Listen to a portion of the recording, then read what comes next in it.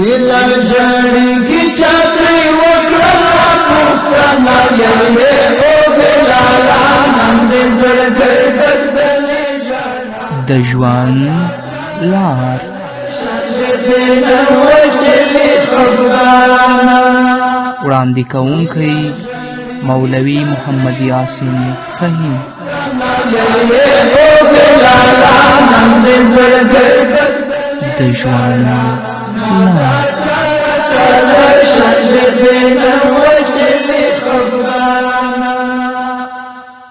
بسم الله الرحمن الرحيم الحمد لله رب العالمين حمد الشاكرين الصلاة والسلام على سيد الأنبياء والمرسلين سيدنا ونبينا وشفيعنا ومولانا محمد وعلى آله وأصحابه الطيبين الطاهرين.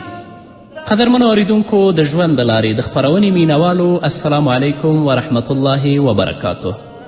ستاسو روغتیا او خوشحالي د پاک رب نه غواړم، په دې هیله چې د صحت او عافیت جامې په تن ولرئ او خوشحالي مو په برخه وي.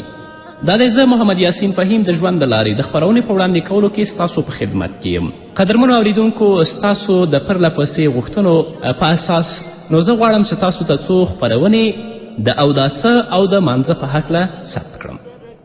الله رب العزت په شپه او ورځ کې 5 وخته لمونځ فرض کړی دی. په اسلام کې بل داسې کوم رکن نشته چې هغه په شپه او ورځ کې 5 وخته فرض شوی وي یا په شپه او ورځ کې هغه 5 وخته ادا شي. نو مونځ چې په شپه او ورځ کې 5 وخته دا فرض شوی دی، دا د دې وجې نه چې مونځ د اسلام په مقدس دین کې ډیر ضروري او ډیر اساسي رکن دی. نو له دې وجې نه د اسلام په 5 بناوو کې د توحید د کلمې څخه وروسته دویم رکن هغه مونځ دی چې د کلمې نه وروسته دویم رکن اساسي رکن د اسلام د مقدس دین هغه لمونځ دی. او الله رب العزت فرمایي ان الصلاة تنهى عن الفحشاء والمنکر. مونځ انسان د بدو کړنو څخه منع کوي. دلته باید متوجه شو که مونځ چې انسان د بدو کارونو نه منع نه کړي هغه لمونځ پوره مونځ نه دی. ځکه ځینې زموږ ورونه خپل مانځه ته د لمانځه کولو په وخت کې خاصه پاملرنه نه کوي. ځان خلاصول دي چې ځان د مانځه نه خلاص کړي. او ځینې زموږ ورونه په خپل مانځه کې داسې کړنې کوي ته به وایې چې دا په مانځه کې نه دی بلکې د مانځه نه بغیر دا کړنې دا کوي. لمونځ کوونکی هغه څوک چې مونځ کوي باید داسې وګڼي چې زه اوس د ټولې نړۍ ټولواک په مخ کې ولاړ یم. هغه پروردګار چې د نړۍ ټول مخلوق ته روزي ورکوي او ټول مخلوق هغه پروردګار ته محتاج دی او ښه بد ټول د الله د طرفه دي، هغه د داسې الله وګڼي او په مانځه کې دې ودرېږي. نو دا چې لمونځ په اسلام کې د ټولو عباداتو په نسبت زیات اهمیت لري او مسلمانان د ټولو عباداتو په نسبت لمونځ ډیر زیات ادا کوي. نو زه غواړم چې تاسو ته نننۍ خپرونه او راتلونکې خپرونې ټولې د اوداسه او د مانځه په هکله تاسو ته وړاندې کړم. د هر څه نه مخکې د اسلام ارکان. څرنګه چې هره ودانۍ په 2 بنسټونو باندې ولاړه وي او تر هغې ودانۍ ولاړه پاتې کیدی شي چې بنسټونه او ستنې کلکې او ټینګې وي. که د هغې ودانۍ ستنې وښورېږي یا ورستې او کمزورې شي نو ودانۍ به هم کمزورې شي. او که چیرې ټولې ستنې په یو مخ له بیخه وښورېږي یا کمزورې شي نو ودانۍ ولاړه نشي پاتې کیدلی. هغه ودانۍ په ځمکه باندې راپریوځي. د اسلام مثال هم د هغې ودانۍ په څیر دی چې په 5 ستنو باندې هغه ولاړ دی. دغه ستنو ته د اسلام مقدس دین ارکان وایي. د اسلامي عمارت دغه ارکان او ستنې چې څومره قوي او محکمې وي، اسلامي عمارت به هم همدومره ټینګ او محکم وي. او که خدای مکړه دغه ارکان ضعیف او کمزوري شي او هغه وښورېږي او په نړېدو شي نو د اسلام دغه ودانۍ هم ولاړه نشي پاتې کیدلی او په یو ځل سره به له ځمکې سره همواره شي. هغه د اسلام مقدس دین 5 بنسټونه یا 5 ستنې هغه دي چې رسول الله صلی الله علیه وسلم په خپل حدیث کې موږ ته راښودلي دي. شهادت الله اله الا الله وان محمد رسول الله. ګواهي ورکول چې له الله نه پرته بل هیڅوک د عبادت وړ نشته او دا چې محمد رسول الله صلی الله علیه وسلم د الله رسول دی. دویم رسول الله فرمایي و اقام الصلاه د لمانځه قایمول د مانځه مونځ کول. دریم و ایطاء الزکاه د زکات ورکول. څلورم و صوم رمضان د رمضان د میاشتې روژه نیول. پنځم و حج البیت د بیت الله یعنی کعبې شریفې حج کول. دغه حدیث دی چې بخاري او مسلم دواړو روایت کړی. نو د اسلام ارکان 15 شول چې یو په هغو کې کلمه ده، دویم د مونځ کول دي، دریم زکات ورکول، څلورم چې دی هغه روژه نیول، پنځم حج کول. نو اوس دلته قدرمنو اوریدونکو د ستاسو پاملرنه څو فقهي اصطلاحاتو ته راګرځوم چې باید هر مسلمان په دې باندې پوه اوسي. اول په دې باندې موږ او تاسو پوه شو چې فرض څه ته وایي، د فرضو حکم څه دی، واجب څه ته وایي، د واجبو حکم څه دی، سنت څه ته وایي، د سنتو حکم څه دی، او همدارنګه مستحب باندې پوه شو چې مستحب څه ته وایي او مستحبو حکم څه دی. مباحو باندې پوه شو او د مباحو حکم ځان ته معلوم کړو. همدارنګه حرام وپیژنو، د حرامو حکم وپیژنو، مکروه وپیژنو او د مکروهو اقسام او د مکروهاتو حکم. ځکه دا ټول په مانځه کې موږ ته راپېښیږي. فرض په لغت کې قطع کولو او اندازه کولو ته ویل کیږي، او په اصطلاح کې هغه عمل ته وایي چې په قطعي دلیل سره هغه ثابت شوی وي چې هیڅ شک او شبه په هغه کې نه وي، لکه مونځ، روژه او حج او داسې نور احکام. دې ته فرض ویل کیږي. د فرض حکم په کولو به الله رب العزت ثواب درکوي، او له عذره پرته په پرېښودلو به الله عذاب ورکوي. او څوک چې د فرضو نه منکر کیږي، منکر د فرضو کافر دی. نو دا فرض او د فرضو حکم. دویم واجب. واجب هغه عمل ته وایي چې هغه په ظني دلیل سره ثابت شوي، یعنی قطعي دلیل باندې د هغه ثبوت نه وي راغلی. د واجبو مرتبه د سنتو د څخه لوړه ده، اوچته ده او د فرضو ته نږدې ده. د واجبو په پرېښودلو کې د سنت له پرېښودو څخه زیاته ګناه ده. البته هغه څوک چې د واجب نه منکر شي هغه ته کافر نه ویل کیږي. د واجبو حکم په عمل کې د فرضو د حکم په شان دی چې په کولو یې الله رب العزت انسان ته ثواب ورکوي، او په نه کولو یې الله رب العزت عذاب ورکوي. خو هغه څوک چې د واجبو نه منکریږي هغه کافر نه دی، خو د فرضو په انکار باندې که د فرضو نه څوک منکر شي هغه ته کافر ویل کیږي. دریم سنت. سنت هغه کار او فعل ته ویل کیږي چې محمد رسول الله صلی الله علیه وسلم د تل لپاره پخپله کړي وي، او یا یې د هغې د کولو حکم کړی وي، یو یا دوه ځلی هغه پریښي وي. دې ته سنت ویل کیږي. سنت هغه کار او فعل ته ویل کیږي چې رسول الله صلی الله علیه وسلم پخپله کړي وي، یا یې د هغې د کولو حکم کړی وي، خو یو ځل او دوه ځله رسول الله صلی الله علیه وسلم هغه پریښي وي. اوس قدرمنو اوریدونکو باید دا وپیژنو چې سنت په دوه قسمه دي. یو سنت مؤکده دي او بل سنت غیر مؤکده چې هغو ته سنت زوائد ویل کیږي. سنت مؤکده هغه عمل دی چې رسول الله صلی الله علیه وسلم همیشه کړي وي او بې له عذره یې نه وي پریښي. او هغه څوک چې سنت مؤکده بغیر د عذر یا بغیر د ضرورته پرېږدي په هغه کې ګناه ده او پرېښودونکي د ملامتیا وړ دی، لکه 2 رکعته سنت د سهار، 6 رکعته د ماسپښین، او همدارنګه 2 رکعته د ماښام او 2 رکعته د ماسخوتن. دا ټول سنت مؤکده دي. نو که یو سړی بیا غیر د عذر نه پرېږدي هغه د ملامتیا وړ دی. دویم سنت چې دی هغه سنت غیر مؤکده دي. سنت غیر مؤکده یا سنت زوائد هغه عمل دی چې محمد رسول الله صلی الله علیه وسلم کله کړي وي او کله بغیر العذر نه پریښي وي. یعنی کله رسول الله صلی الله علیه وسلم کړي وي او کله رسول الله پریښي دي، عذر هم نشته په پریښودلو کې، خو رسول الله پریښي دي. او څوک چې سنت زوائد کوي هغه ته الله رب العزت به هغه ته ثواب ورکوي، او څوک یې چې پرېږدي هغه ګناهګار نه دی.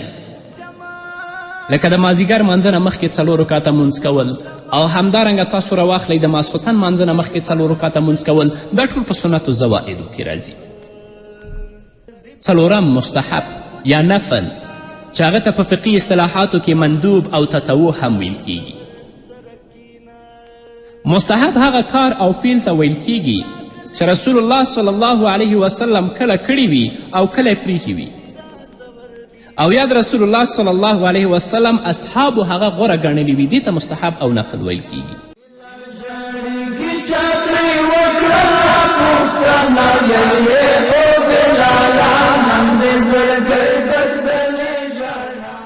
او د مستحبو حکم دا دی چې د الله تعالی د رضا لپاره یې په کولو کې ثواب او په نه کولو کې ګناه او ملامتیا نشته دی. څوک چې د الله رب العزت د رضا لپاره کوي الله به هغه ته ثواب ورکوي، او څوک چې نه کوي د هغه په نه کولو کې ګناه نشته دی. پنځم مباح هغه عمل ته وایي چې په کولو او نه کولو کې نه ثواب شته او نه عذاب شته. مباح هغه عمل ته ویل کیږي چې په کولو او نه کولو کې یعنی په کولو کې ثواب نشته او په نه کولو کې ګناه نشته، لکه ښکار کول او داسې نور اعمال. شپږم حرام هغه کار ته ویل کیږي چې په شریعت کې ورڅخه منع راغلی وي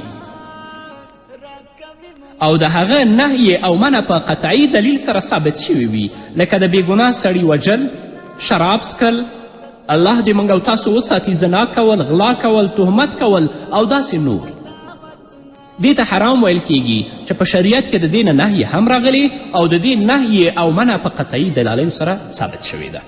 د حرامو حکم دا دی هغه څوک چې حرام پرېږدي د الله رب العزت د رضا لپاره، د الله نه ویریږي، حرام کار ته نه متوجه کیږي، الله رب العزت به دې بنده ته ثواب ورکوي.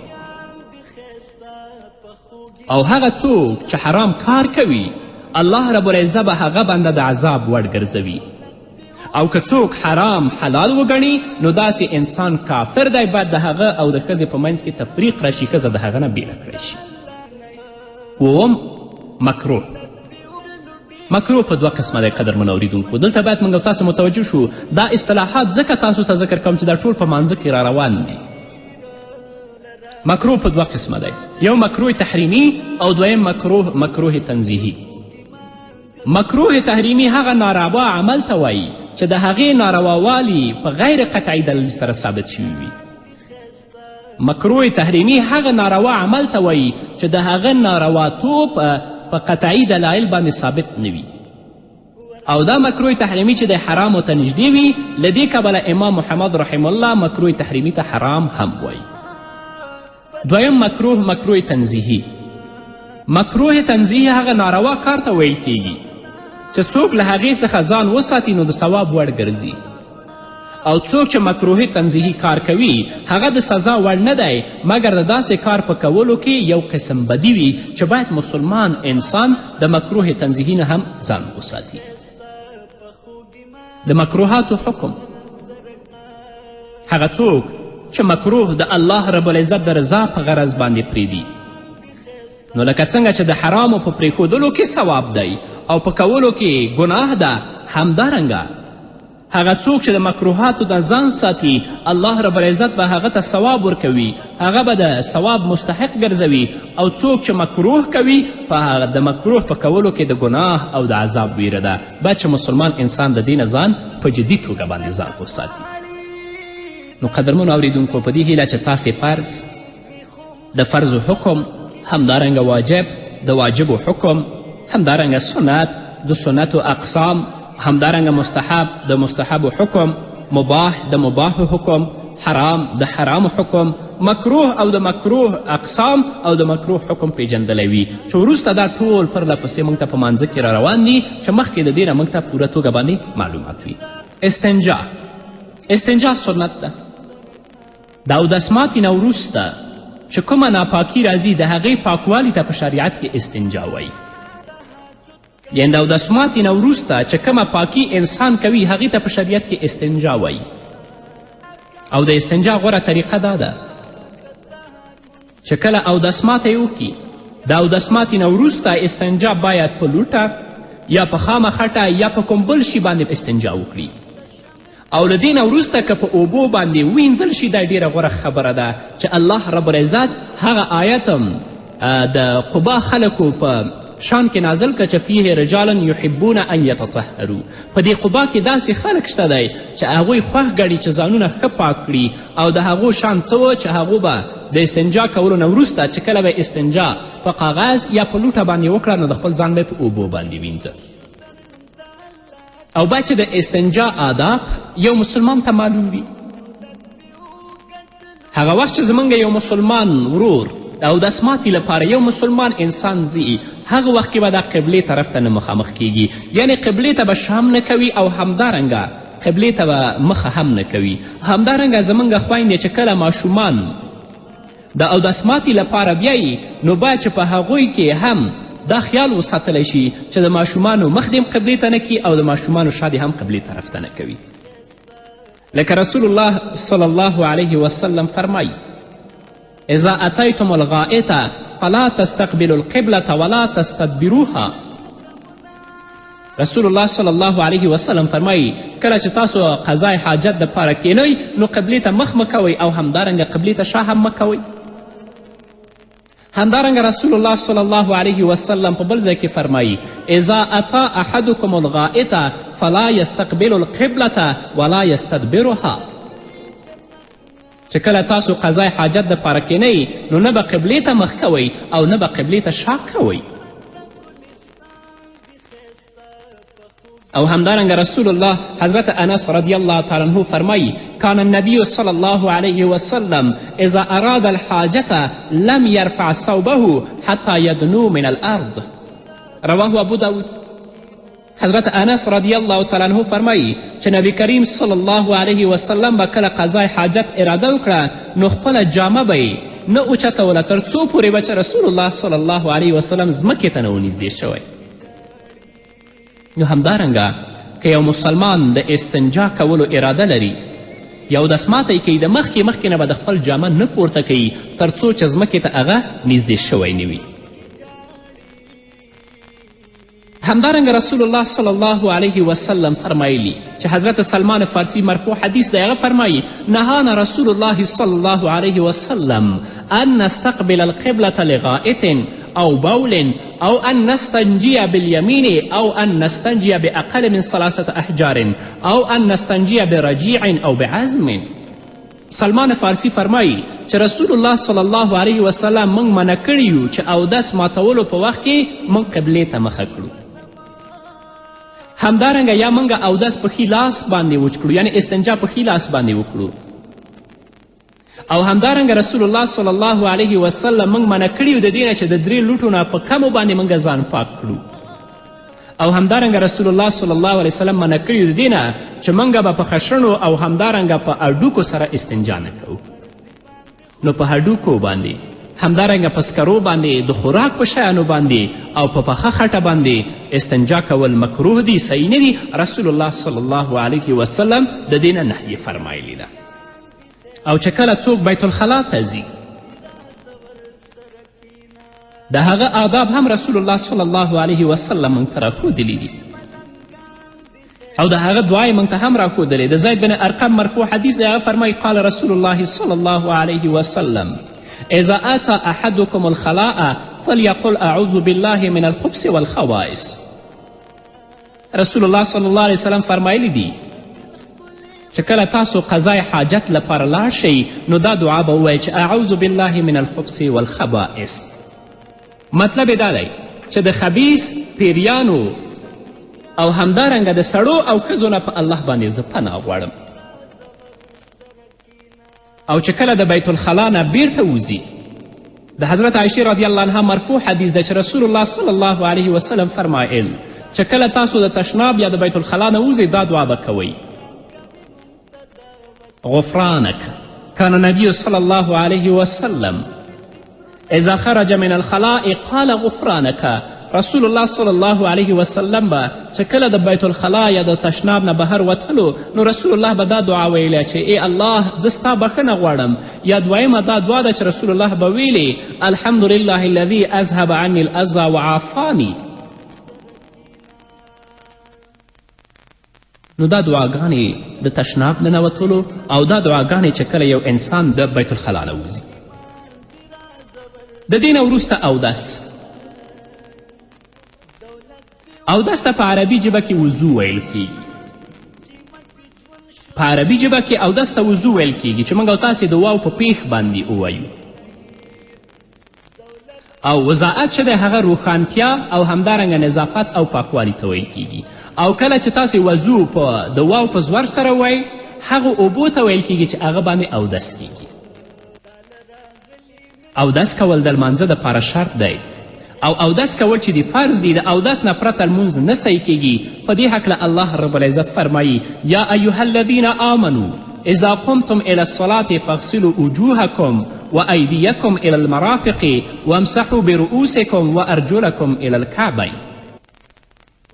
الله رب العزت فرمایي ای مؤمنانو کله چې د لمانځه ادا کولو ته تاسو پورته شئ نو تاسو خپل لاسونه پرېمینځئ، تاسو خپل مخونه پرېمینځئ، همدارنګه د خپل لاسونه تر خپل سنګلو پورې او خپلې سنګلې هم ورسره وینځئ او تاسې مسه وکړئ په خپلو سرونو باندې او همدارنګه تاسو د خپلې پښې وینځئ تر بجلکو پورې.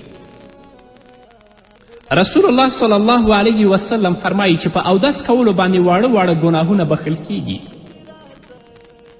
همدارنګه رسول الله صلی الله علیه وسلم فرمایلی چې کوم بنده د پوره د آدابو سره اودس وکړي نو د هغه د وجود ټول ګناهونه ووینځل شول، یعنې کومه صغیره ګناهونه چې د الله هغه ټول ورته ختموي وینځي. لکه په غوږونو چې خرابې خبرې اوریدلې وي، په سترګو یې څه بد کار لیدلی وي او په لاسونو یې چاته تکلیف رسولی، په ژبه یې خرابې خبرې کړي، په سترګو یې ناروا شیان لیدلی وي، نو په اوداسه سره دا ګناهونه الله رب العزت د انسان نه معاف کوي او هغه ګناهونه تویوي. همدارنګه رسول الله صلی الله علیه وسلم فرمایلی دي چې د قیامت په ورځ به زما د امت د پیژندلو نښه یعنې ځانګړې نښه به دا وي چې د هغوی اندامونه به ځلیږي. هغه اندامونه چې په اودس کې هغوی 5 وخته هغوی وینځل او اودس یې کول. او رسول الله صلی الله علیه وسلم فرمایلی دي چې د دوی د مخونو او همدارنګه د لاسونو او د پښو د جلائش او د ځلا کولو په وجه به زه هغوی هم پیژنم. حضرت ابی هریره رضی الله عنه فرمای ان رسول الله صلی الله علیه وسلم قال الا ادلکم علی ما یمحو الله به الخطایا ویرفع به الدرجات قالوا بلا یا رسول الله قال إسباغ الوضوء على المكاره وكثرة الخطى إلى المساجد وانتظار الصلاة بعد الصلاة فذلكم الرباط. حضرت ابی هریره رضی الله عنه فرمایي چې رسول الله صلی الله علیه وسلم صحابه و کرامو ته وفرمیل آیا زه تاسې ته د ګناهونو د بخښنې او د درجو د لوړولو طریقه ونه ښیم؟ اصحابو رسول الله ته ویلي چې د الله رسوله ضرور موږ ته وښیه. رسول الله صلی الله علیه وسلم ورته وفرمیل چې د سختی او تکلیف سره سره په ښه طریقه اودس کول او مسجدونو ته زیات ګامونه پورته کول او د یو مونځ نه وروسته د بل مانځه انتظار کول همدغه ستاسې لپاره رباط دی. د سختی او د تکلیف نه مراد په یخني کې په یخو اوبو اودس کول او د اودس لپاره د ژورې کوهي نه اوبه را ایستل.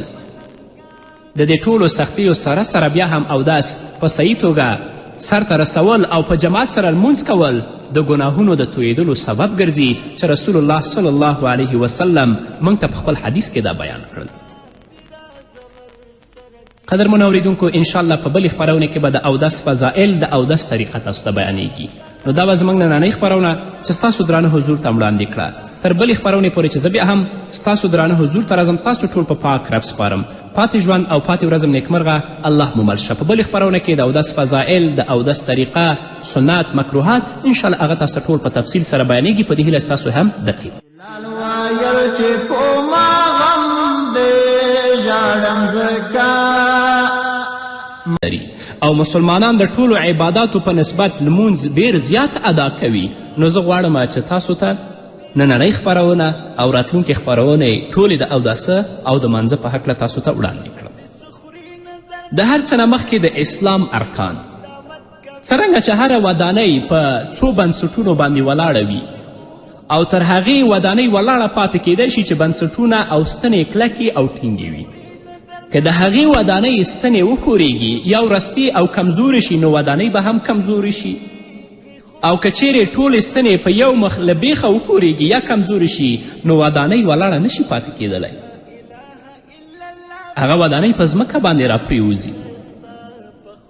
د اسلام مثال هم د هغې ودانۍ په څیر دی چې په 5 ستنو باندې هغه ولاړ دی. دغه ستنو ته د اسلام مقدس دین ارکان وایي. د اسلامي عمارت دغه ارکان او ستنې چې څومره قوي او محکمې وي اسلامي عمارت به هم همدومره ټینګ او محکم وي. او که خدای مکړه دغه ارکان ضعیف او کمزوري شي او هغه وښورېږي او په نړېدو شي نو د اسلام دغه ودانۍ هم ولاړه نشي پاتې کیدلی او په یو ځل سره به له ځمکې سره همواره شي. هغه د اسلام مقدس دین 5 بنسټونه یا 5 ستنې هغه دي چې رسول الله صلی الله علیه وسلم په خپل حدیث کې موږ ته راښودلي دي. شهادت الله اله الا الله و ان محمد رسول الله، ګواهي ورکول چې له الله نه پرته بل هیڅوک د عبادت وړ نشته، او دا چې محمد رسول الله صلی الله علیه وسلم د الله رسول دی. دویم رسول الله فرمایي و اقام الصلاح، د لمانځه قایمول، د مانځه مونځ کول. دریم و ایطاء الزکاه، د زکات ورکول. څلورم و صوم رمضان، د رمضان د میاشتې روژه نیول. پنځم و حج البیت، د بیت الله یعنی کعبې شریفې حج کول. دغه حدیث دی چې بخاري او مسلم دواړو روایت کړی. نو د اسلام ارکان 5 شول چې یو په هغو کې کلمه ده، دویم د مونځ کول دي، دریم زکات ورکول، څلورم چې دی هغه روژه نیول، پنځم حج کول. نو اوس دلته قدرمنو اوریدونکو د ستاسو پاملرنه څو فقهي اصطلاحاتو ته راګرځوم چې باید هر مسلمان په دې باندې پوه اوسي. اول په دې باندې موږ او تاسو پوه شو چې فرض څه ته وایي، د فرضو حکم څه دی، واجب څه ته وایي، د واجبو حکم څه دی، سنت څه ته وایي، د سنتو حکم څه دی، او همدارنګه مستحب باندې پوه شو چې مستحب څه ته وایي او مستحب حکم څه دی. مباحو باندې پوه شو او د مباحو حکم ځان ته معلوم کړو. همدارنګه حرام وپیژنو، د حرامو حکم وپیژنو. مکروه وپیژنو او د مکروه اقسام او د مکروهاتو حکم. ځکه دا ټول په مانځه کې موږ ته راپېښیږي. فرض په لغت کې قطع کولو او اندازه کولو ته ویل کیږي، او په اصطلاح کې هغه عمل ته وایي چې په قطعي یو قسم بدي وي چې باید مسلمان انسان د مکروه تنزیهي نه هم ځان وساتي. د مکروهاتو حکم، هغه څوک چې مکروه د الله رب العزت د رضا په غرض باندې پرېږدي، نو لکه څنګه چې د حرامو په پرېښودلو کې ثواب دی او په کولو کې ګناه ده، همدارنګه هغه څوک چې د مکروهاتو د ځان ساتي الله رب العزت به هغه ته ثواب ورکوي، هغه به د ثواب مستحق ګرځوي. او څوک چې مکروه کوي په د مکروه په کولو کې د ګناه او د عذاب ویره ده. باید چې مسلمان انسان د دې نه ځان په جدي توګه باندې ځان وساتي. نو قدرمنو اوریدونکو په دې هیله چې تاسې فرض، د فرضو حکم، همدارنګه واجب، د واجبو حکم، همدارنګه سنت، د سنتو اقسام، همدارنګه مستحب، د مستحبو حکم، مباح، د مباحو حکم، حرام، د حرامو حکم، مکروه او د مکروه اقسام او د مکروه حکم پیژندلی وي، چې وروسته دا ټول پرله پسې موږ ته په مانځه کې را روان دي چې مخکې د دې نه موږ ته پوره توګه باندې معلومات وي. استنجا، استنجا سنت ده. د اودسماتې نه وروسته چې کومه ناپاکي راځي د هغې پاکوالي ته په شریعت کې استنجا وایي. یعنې د اودسماتې نه وروسته چې کومه پاکي انسان کوي هغې ته په شریعت کې استنجا وایي. او د استنجا غوره طریقه دا ده چې کله اودسماته یې وکړي، د اودسماتې نه وروسته استنجا باید په لوټه یا په خامه خټه یا په کوم بل شي باندې استنجا وکړي. او له دې نه وروسته که په اوبو باندې وینځل شي دا ډیره غوره خبره ده چې الله رب العزت هغه آیت د قبا خلکو په شان کې نازل که چې فیه رجالا یحبون ان یتطهروا. په دې قبا کې داسې خلک شته دی چې هغوی خوښ ګڼي چې ځانونه ښه پاک کړي، او د هغو شان څه و چې هغو به د استنجا کولو نه وروسته چې کله به استنجا په کاغذ یا په لوټه باندې وکړه نو د خپل ځان به په اوبو باندې وینځه. او باید چې د استنجا آداب یو مسلمان ته معلوم وي. هغه وخت چې زموږ یو مسلمان ورور او د اسماتي لپاره یو مسلمان انسان ځي، هغه وخت کې به دا قبلې طرف ته نه مخامخ کیږي، یعنی قبلې ته به شام نه کوي او همدارنګه قبلې ته به مخه هم نه کوي. همدارنګه زموږ خویندې چې کله ماشومان د اودسماتي لپاره بیایي نو باید چې په هغوی کې هم دا خیال وساتلی شي چې د ماشومانو مخ دې هم قبلې ته نه کي او د ماشومانو شا دې هم قبلې طرف ته نه کوي. لکه رسول الله صلی الله علیه وسلم فرمایي اذا اتیتم الغائطه فلا تستقبلوا القبلة ولا تستدبروها. رسول الله صلی الله علیه وسلم فرمایي کله چې تاسو قضای حاجت دپاره کینئ نو قبلې ته مخ مه کوئ او همدارنګه قبلې ته شا هم مه کوئ. همدارنګه رسول الله صلی الله علیه وسلم په بل ځای کې فرمایي اذا اتا احدکم مستحب یا نفل چې هغه ته په فقهي اصطلاحاتو کې مندوب او تطوع هم ویل کیږي. مستحب هغه کار او فعل ته ویل کیږي چې رسول الله صلی الله علیه وسلم کله کړي وي او کله پریښي وي، او یا د رسول الله صلی الله علیه وسلم اصحابو هغه غوره ګڼلي وي. دې ته مستحب او نفل ویل کیږي.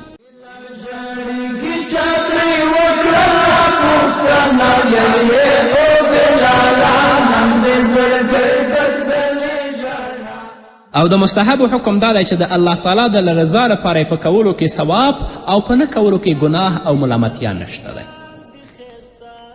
څوک چې د الله رب العزت د رضا لپاره کوي الله به هغه ته ثواب ورکوي، او څوک چې نه کوي د هغه په نه کولو کې ګناه نشته دی. پنځم مباح هغه عمل ته وایي چې په کولو او نه کولو کې نه ثواب شته او نه عذاب شته. مباح هغه عمل ته ویل کیږي چې په کولو او نه کولو کې یعنی په کولو کې ثواب نشته او په نه کولو کې ګناه نشته، لکه ښکار کول او داسې نور اعمال. شپږم حرام هغه کار ته ویل کیږي چې په شریعت کې ورڅخه منع راغلی وي او د هغه نهی او منع په قطعي دلیل سره ثابت شوي وي، لکه د بېګناه سړي وجل، شراب څکل، الله دې موږ او تاسو وساتي، زنا کول، غلا کول، تهمت کول او داسې نور. دې ته حرام ویل کیږي چې په شریعت کې د دې نه نهی هم راغلی او د دې نهی او منع په قطعي دلایلو سره ثابت شوې ده. د حرامو حکم دا دی هغه څوک چې حرام پرېږدي د الله رب العزت د رضا لپاره، د الله نه ویریږي، حرام کار ته نه متوجه کیږي، الله رب العزت به دې بنده ته ثواب ورکوي. او هغه څوک چې حرام کار کوي الله رب العزت به هغه بنده د عذاب وړ ګرځوي. او که څوک حرام حلال وګڼي نو داسې انسان کافر دی، باید د هغه او د ښځې په منځ کې تفریق راشي، ښځه د هغه نه بیله کړی شي. اووم مکروه په دوه قسمه دی قدرمنو اوریدونکو. دلته باید موږ تاسو متوجه شو، دا اصطلاحات ځکه تاسو ته ذکر کوم چې دا ټول په مانځه کې را روان دي. مکروه په دوه قسمه دی، یو مکروه تحریمي او دویم مکروه تنزیهي. مکروه تحریمي هغه ناروا عمل ته وایي چې د هغې نارواوالي په غیر قطعي دلیل سره ثابت شوي وي.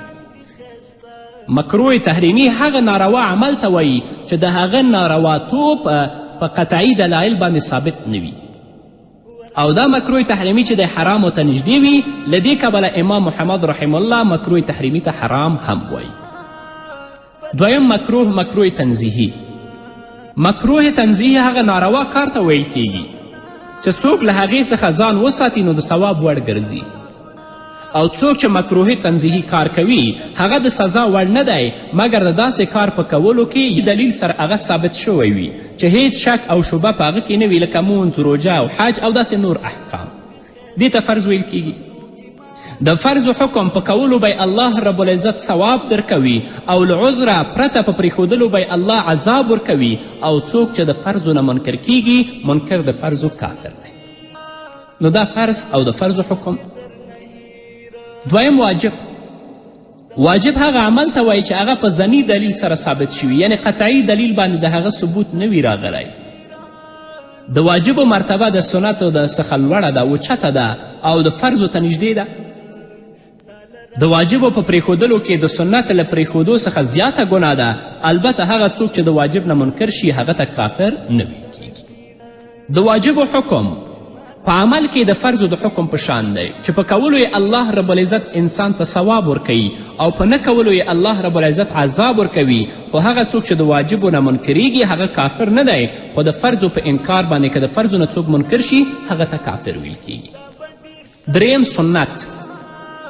سنت هغه کار او فعل ته ویل کیږي چې محمد رسول الله صلی الله علیه وسلم د تل لپاره پخپله کړي وي، او یا یې د هغې د کولو حکم کړی وي، یو یا دوه ځلی هغه پریښي وي. دې ته سنت ویل کیږي.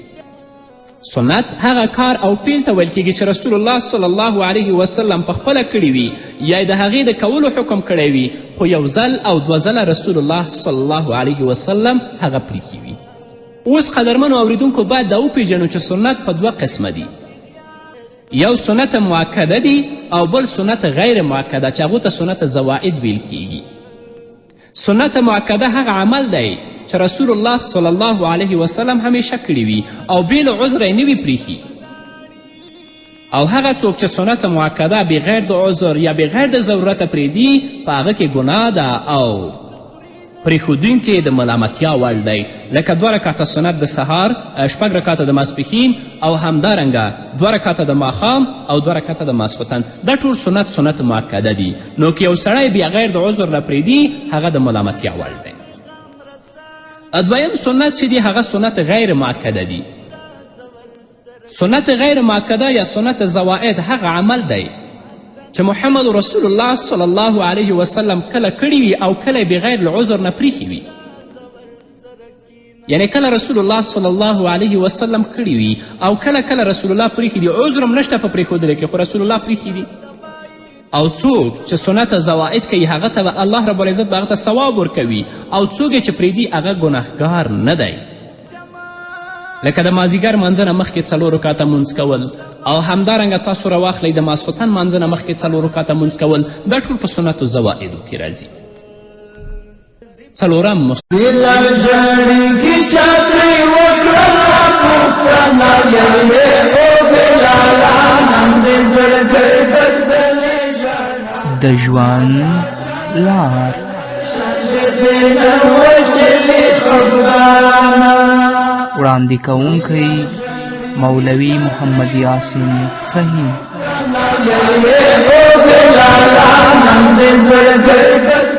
د ژوند لار.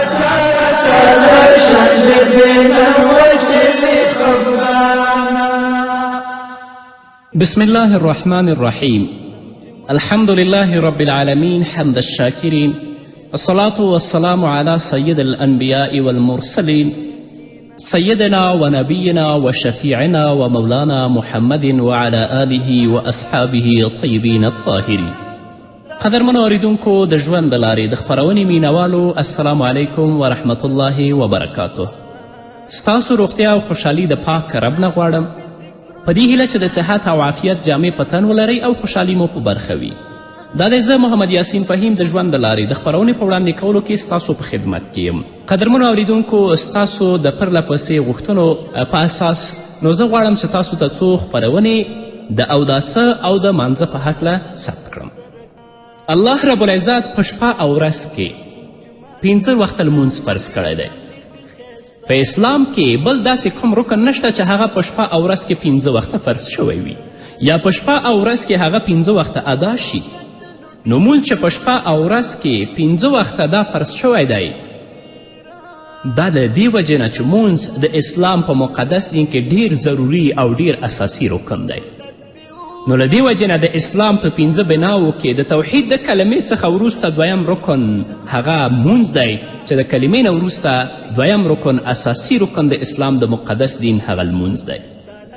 او الله رب العزت فرمایي ان الصلاة تنهى عن الفحشاء والمنکر. مونځ انسان د بدو کړنو څخه منع کوي. دلته باید متوجه شو که مونځ چې انسان د بدو کارونو نه منع نه کړي هغه لمونځ پوره مونځ نه دی. ځکه ځینې زموږ ورونه خپل مانځه ته د لمانځه کولو په وخت کې خاصه پاملرنه نه کوي. ځان خلاصول دي چې ځان د مانځه نه خلاص کړي. او ځینې زموږ ورونه په خپل مانځه کې داسې کړنې کوي ته به وایې چې دا په مانځه کې نه دی بلکې د مانځه نه بغیر دا کړنې دا کوي. لمونځ کوونکی هغه څوک چې مونځ کوي باید داسې وګڼي چې زه اوس د ټولې نړۍ ټولواک په مخ کې ولاړ یم. هغه پروردګار چې د نړۍ ټول مخلوق ته روزي ورکوي او ټول مخلوق هغه پروردګار ته محتاج دی او ښه بد ټول د الله د طرفه دي، هغه د داسې الله وګڼي او په مانځه کې دې ودرېږي. نو دا چې لمونځ په اسلام کې د ټولو عباداتو په نسبت زیات اهمیت